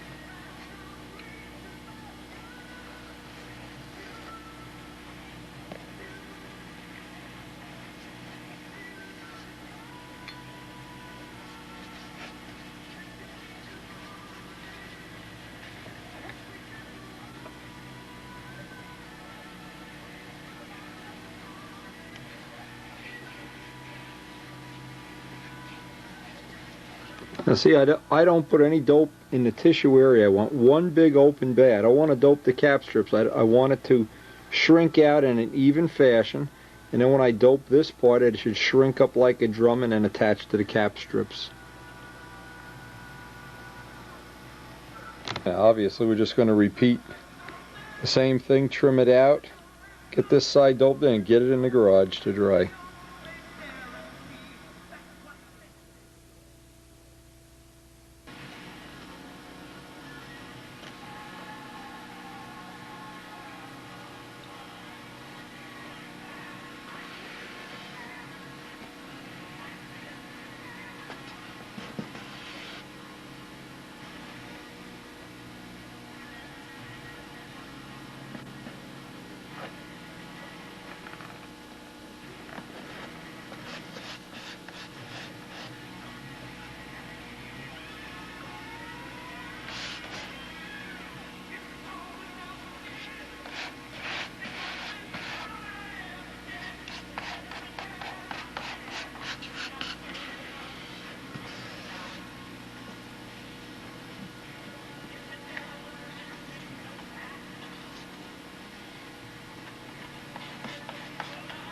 Just working a sunburst pattern will usually go pretty well.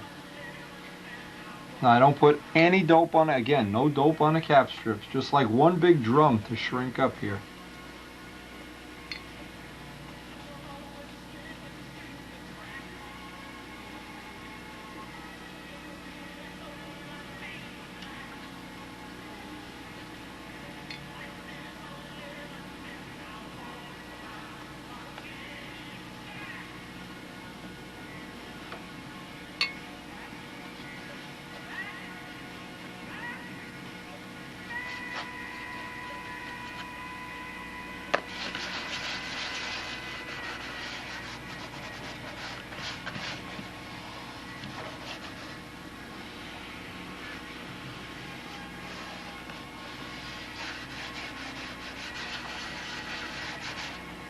Now obviously this is going to have to dry, and it's in the drying that it shrinks up, and then we'll start with our dope finish, but certainly want to let this dry overnight. I don't want to be able to have a problem with the dope softening up after I put this on.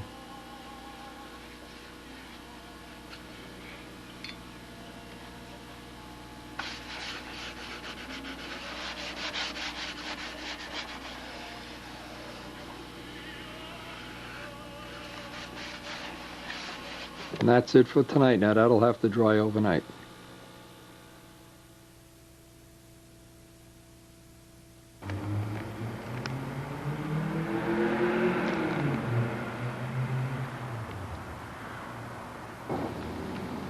I've been kind of babysitting this as it dries and flipping it over onto a sponge. But it's getting so breezy out here that I'm a little nervous that it's going to blow away. Anyway, we're getting a coat on maybe every 4 or 5 hours, and it certainly looks like, at least up to this point, that it's just going to wind up shrinking up just about the way we want. I'm not sure how many coats it's going to take.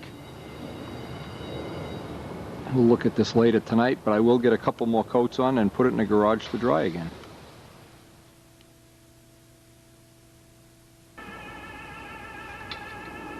Anyway, I decided to put the dope in a little bit flatter can. That was one thing I learned right away. I put a little hole in there thinking that would do it, but it still gets too rickety. Now the reason I'm doing this is I'm trying to candle, looking at it with the light reflecting off it so I can get right up to the edge where the silk span is.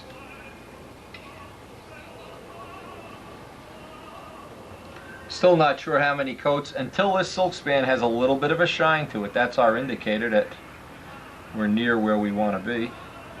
And what's happening, it's softening up the silk span in the next bay.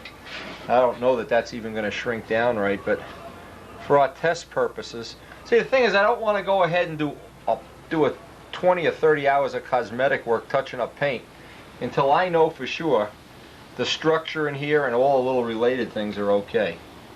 And if we can get out, get a day of flying, and especially if we can get a day of flying in some heavy wind, then I'll know that it'll pay to just degrease everything and do all my touch-up paint. But for right now, I do want to have enough paint on the tissue, enough Brodak dope here to shrink it up and give me the strength I need, and then of course a couple days to dry. So anyway, I've hit a very lucky thing that's very unusual in the fact that Karen has been out of the house a lot because of her job, and it gives me a little extra time window to do some things in the house. But normally I can't do any of this. And you can appreciate the fact we're trying to do 8 or 10 projects at once. Now let me just show, as soon as I get this done, just about how much.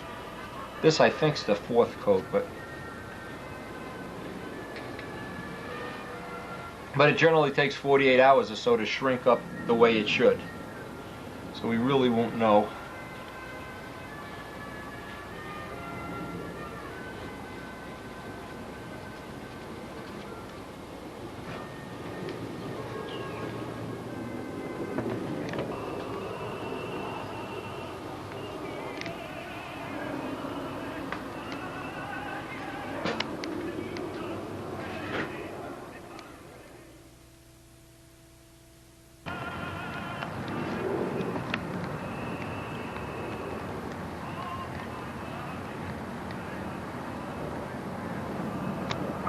Okay, put this aside to dry for a day or so.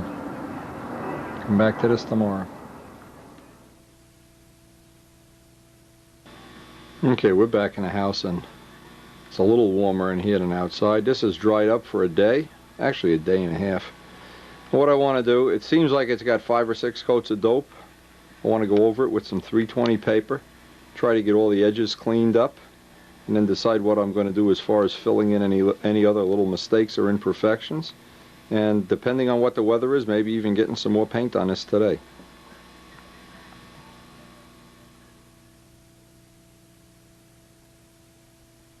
Now after that dries up, it's pretty solid. The dope and the tissue really do harden it all up. But we always want to do a test. I want to get a piece of 320 paper, and I want to see if this is going to powder off or come off like chewing gum. It seems like I need a little more clear on the tissue, but even if I do, I'll sand this down, get both sides sanded down, and I can brush on another coat of clear with the squirrel hair brush.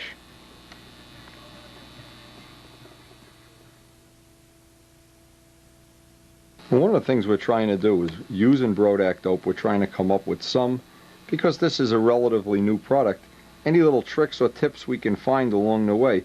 Doing a float, we're doing a separate video on doing a Spitfire right from scratch.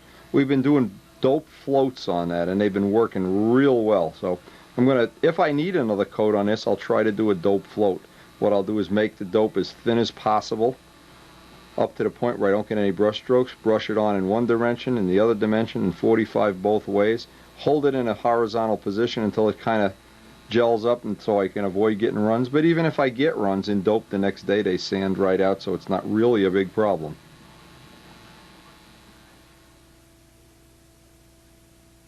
Okay, the test is anytime you think a dope is dry. In this case, I'm using some 320. No, this is 240. I'm sorry. I wanted to just take a cut on this to see if I'm going to get powder, if I'm going to get chewing gum or powder. Now, if it comes off like chewing gum, I'll put it aside to dry for another day. Another thing that's nice about this material is some dope products that I've used, they gas off over a period of 6 or 8 days and you can still smell them. What I've been doing with this is 8-10 hours after the dope is dry, I can bring it in the house and there's no smell at all to it. So I want to do my little test. The test is we're looking for powder. And it's powdering right off. Once you have that powder and there's no big balls of chewing gum on here, you're pretty much ready to sand away. Now another trick. Let me show this trick because this is something you'll run into from time to time. This is 320 and I was using this on another project, but a lot of times you'll be sanding away with 320 and you're not making any progress. You're not going anywhere. You just, I don't know how to describe it. So a lot of times when you go right to a little bit thicker, even this is coming off with powder. What'll happen, and I can't show it because it's not doing it, if this was coming up like chewing gum, a lot of times the cure is just to go to a little more gritty sandpaper and don't press as hard. Another benefit of using a little bit grittier paper is you get a tooth so that one coat, one level bonds to the other level. But the way this is coming right off, and that's the test of a good dope product. Otherwise, you wind up spending half of your life sanding things. Now, this is the first time we're sanding this material. This wood was sanded when it was raw wood. We put the tissue on and we put on maybe 5 or 6 coats of dope. But basically, this is the first time it's being sanded. And it's just powdering off. And that's the test. You can sand until you're happy with the finish. When you go up around the edges here, now normally I'm going to take a brush and go around all the edges of the open bays. That's a separate step. I want to go all around those areas to build up some extra material. But right now I just want to get this sanded and maybe, well, let's see, maybe out on the open bays, just the slightest little bit of sanding out on the open bays.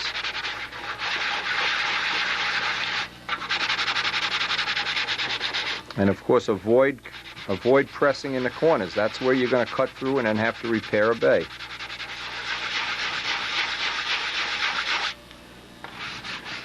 Even that's coming right off, so we're pretty much ready. We'll just sand the rest of this up and get ready to go to the next step, I hope. This will sand right out now. One area that's really difficult to get because you have a finished surface and we're coming up onto the tissue, and I don't want to sand out this whole open bay. I don't want to lose any more of this lettering than I really have to. So I'm trying to get a blend, and I don't want to go through. I got to be real careful I don't go through and right through the tissue here. So this is probably the hardest spot on the whole repair to get right. Now the other part of this, up here, we're never really going to get it perfect because we have so much more material and we had to sand through the sheeting, and I don't know if I'm going to even bother trying to get some of that green putty in there. I don't know if that's going to even be worth trying to do. Because again, remember, one of the restraints on this is I don't want to spend the tremendous amount of time it would take to do a perfect cosmetic repair. I just want to make it good enough, and then after a certain amount of flying, when I determine this is not going to be a problem, but that we haven't built in some tremendous untrim-outable warp, then I wouldn't mind spending the time. But in the meantime, I'm trying to keep the time on this repair to a reasonable amount, and the other reason is I want to get as much Spitfire testing, everything in my life is testing, enough time on that so I can get that project moving along. So many projects to work on. And the last spot is this edge up here. I think we're just going to resign ourselves to the fact that this will not go away. Because the other thing too is I've added weight to the structure in terms of glue and wood and repair. So I don't want to go adding an ounce of putty up here either. So I think this is one thing, unless something changes, that we'll save that for a final cosmetic repair. This will not be totally cosmetic. It'll just make it good, make it look good enough that from 10 feet away, it doesn't look like it's been hit with an axe, driven over by a truck.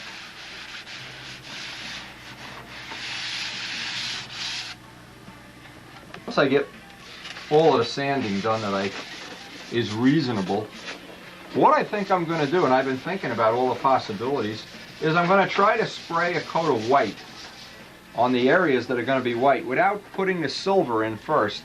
Because again, I've added some weight and I'm looking to get the thinnest possible finish I possibly can here. Not really looking for a concourse type of finish, but I certainly would like to make it, as reasonable as possible. So no matter what the life expectancy of the plane, it doesn't have the look of like nobody cares.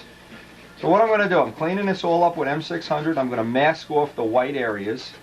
Now Brodak white has an extremely high pigment content, and it may be that I can cover this in 2 coats of white, thereby avoiding the silver, and that'll add up into my little data bank for future things that I want to paint white. I don't know if I'm going to be able to do it, but this is a good plane to test it on, because if I can't, I can use those first coats of white for primer, sand them out.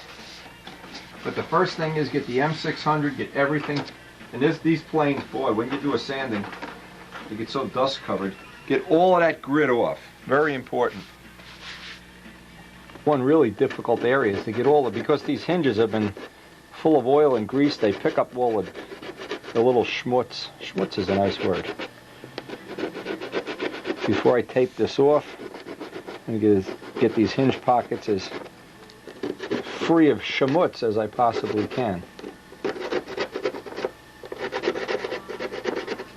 Now if we were going for the ultimate concourse finish here, what I would be doing is putting a coat of silver on this, sanding it out, silver, sanding it out. So, but for right now, to get the finish at the level that I'm going to be happy with, see, because it'll never stop me from, over the winter time, a month from now, the plane flies true and straight, that I can take and sand all the clear off it. Go right back in. Actually, nothing's stopping me from refinishing the whole plane if it turns out to be a real good repair. We could turn it into Dago red. Ken Tyser will like that. Anyway, I want to clean all this schmutz out. And this is all the little detail stuff that later on, you're so glad you spent that extra hour doing this little cleanup and sand out routine.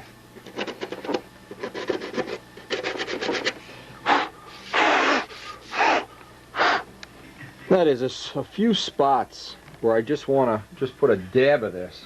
I don't want to go into body putting mode, but there's a couple of spots around here that while we're taping off, these can be drying.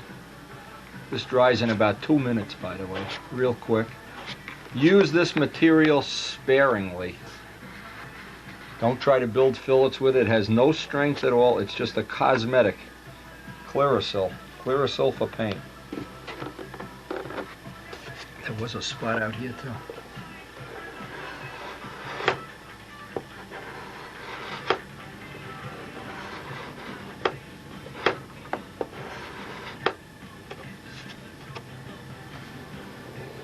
Yeah, I'm trying to find any spot that really is terrible. No, this is the bottom. I'm not even going to worry about the bottom. One of the decisions I have to make here is how far out to carry this white paint. I'm trying not to overpaint, in other words, paint things twice. So I know the leading edge where the striping will go eventually. I can leave that. I need to bury that last little bit of tissue. Again, you gotta have to make a few decisions here. I need to go out that way so I can paint the trailing edge. See, I'm trying to be too cute here, that's the problem. Maybe I can just get by with getting back here. Come around here so I don't have to paint the whole trailing edge at once.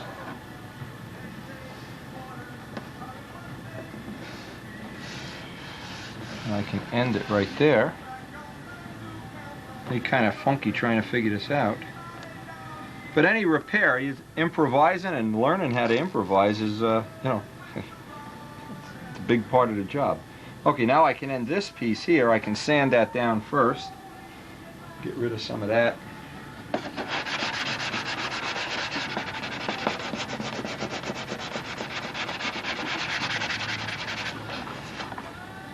Okay, now I'm ready to start laying out that back piece. Again, I want to back mask. Well, I don't know how far out I'm going to back mask this, but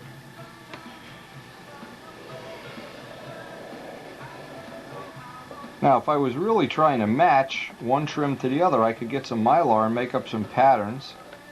I don't think I have the original patterns, but I do have the lettering patterns if I decide I want to somehow gold leaf in a letter. Of course, there's one, this couldn't break back here, so I wouldn't have to redo the lettering, you know that. If you have 9 trim colors on a plane, the crack will go exactly through all 9 every time. That is a guarantee. John Brodak guarantees it. Anyway, now, once I get this back masked with tin foil, I have this whole area to do, and I can go out to here. Yeah, I guess that's all. Then I'll start back masking. This tin foil is a good thing to do the back masking with.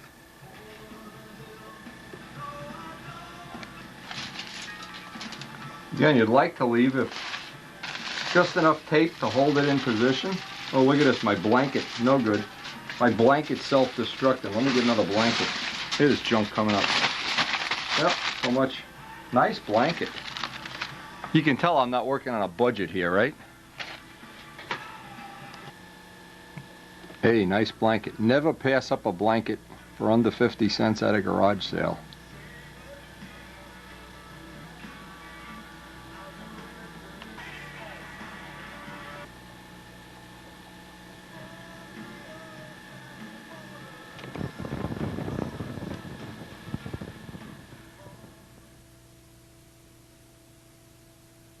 Okay, we're ready to give this a blast of white and see how it comes out.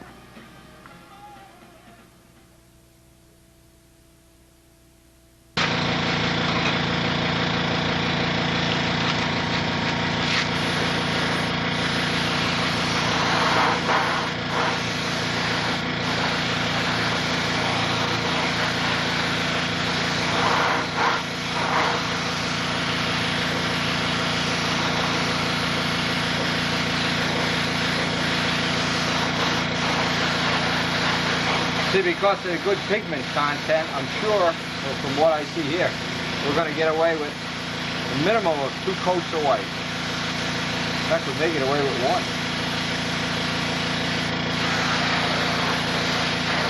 But when you get dope with no pigment in it, oh man, it's a nightmare.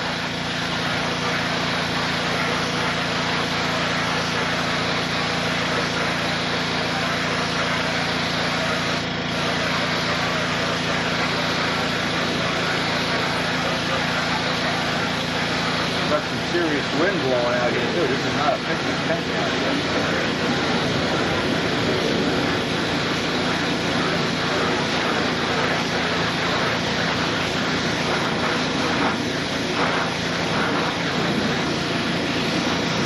It's even covering up the electric set. That's great.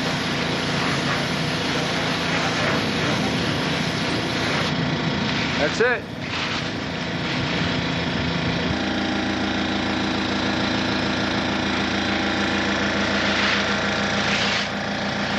I don't know if you can see the candling of the paint, but definitely it's going to be a 1 coat coverage. And that's the thing that makes Brodak dope special, that 1 coat, or at worst 2 coat coverage. Or even right over Letrasets. You can see the Letrasets are history. Anyway, we're going to hang it up in the garage, get inside and have a cup of hot chocolate. It's cold out here.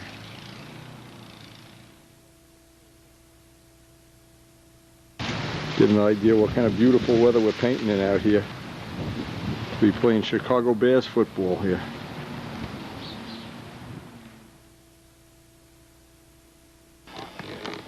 Hey, this really looked like it dried up nicely. Now next step is, and it's always a good idea, even though we're not going to use the tape edges, to give a 24-hour waiting period before you pull back the tape. And we'll be pulling back the tape real slow, trying to get a nice, neat, clean edge. By the way, that white covered beautifully. I don't know if you, when we review the video, I don't know if you're going to see, but it really did do a nice job. Considering how much time and how much work we put into this, it even has a little bit of a gloss. Now on a sport model, let's say you're building planes where you're still learning the stunt pattern, that finish right there would be plenty good. That would be no problem with that at all. Alright, I'm going to pull the tape up.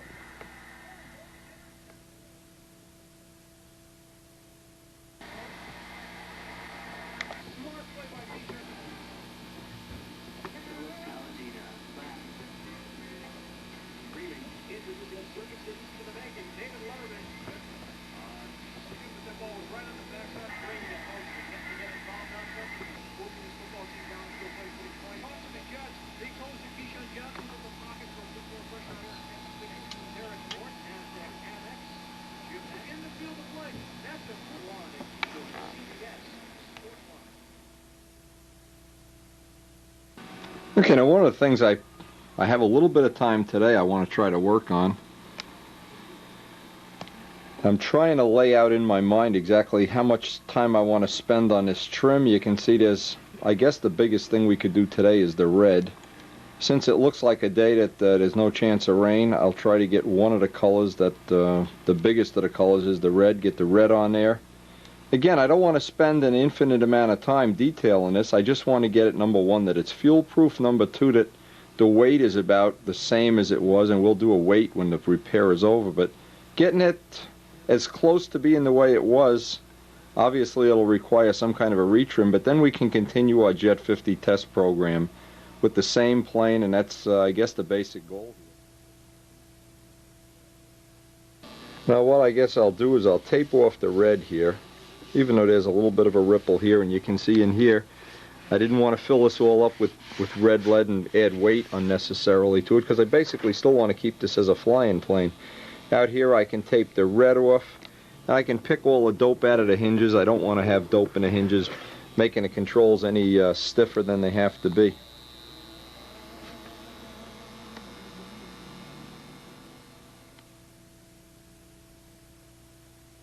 Now we're going to finish the rest of this repair on the next tape. We're near the end of this tape, and if you have a crash repair that you're trying to do, this is now the 5th in a series of tapes of repairing airplanes, tsunami, different repairs that we've done for various people over the years. I've recorded them so that if there's a typical repair that you're running into, maybe some of these tapes will help you figure out at least how I've been able to do it. There's really no pretty way to do some of these things, and I hope you've picked up some ideas or some feelings or tips, or I don't know exactly what, but this is going to run into the next tape, I'm afraid. But again, I don't like to leave out any details, because there are people that have been able, by looking at the tapes, have saved a plane that otherwise would go in a dumpster, and to me that's always a worthwhile cause. Anyway, I don't like to leave the paint in the hinges. That's one thing I'm real fussy about, is not having stuff in the control system. And we're going to pick this up on the next tape with what I hope is going to be the finish. We have some experiments to do with the jet. We have a bigger Venturi, a tank that we're going to get a test tank from Dub Jet himself to test.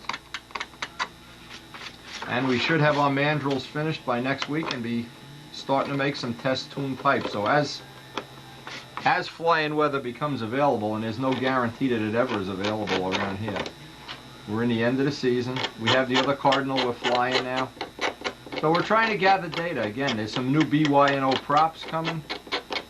It's going to be a lot of interesting stuff, I think, in the next week or two. And these are these old IM hinges, and I dyed them black, so I really don't want to have the paint clogging them up when we get back to flying. And I suspect in a week or so we'll be back flying this guy. And even though it's going to require probably a major retrim or some retrim, I'll certainly take some trim tab material down to the field with me. I think we're well on the way to having saved what I hope is going to be a plane that we're not even near the end of its life expectancy. And even if we don't get to use it, somebody in the hobby will hopefully benefit, hopefully, or enjoy just flying it, or if not, enjoy just having a plane to test motors in. Anyway, we're ready to start masking off the red, the black, the yellow, whatever. And we will be picking this up on the next tape. We're at the end of this tape. Again, there's 5 now in the crash repair series, and all of them have what I hope is useful, good information you can use right away. Possibly, again, salvage some of these planes that otherwise would wind up, you know, in a dumpster or somewhere. We're also at the same time getting a real good test on the Brodak dope, a real world test that I really feel is going to apply. Now you can see we got a really nice finish. I'm real happy with the way that worked out, but we are going to finish this repair. This tape will be continued like a Flash Gordon thing, I think. Flash Strega. Anyway, hey, thanks for joining us, and we'll see you on the next tape.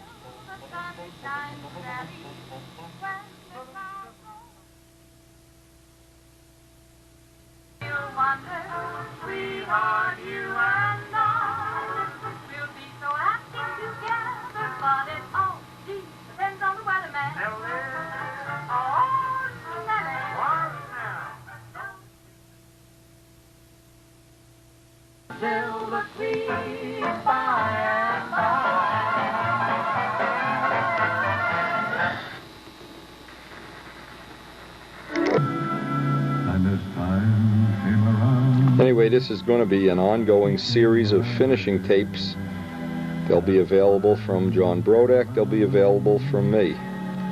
And I hope the information, I hope you will contribute some information into our test program, and feel free to take any information and pass it on to any of the new people in the hobby or people that just want to upgrade their finishing and repairing skills. And again, thanks for joining us.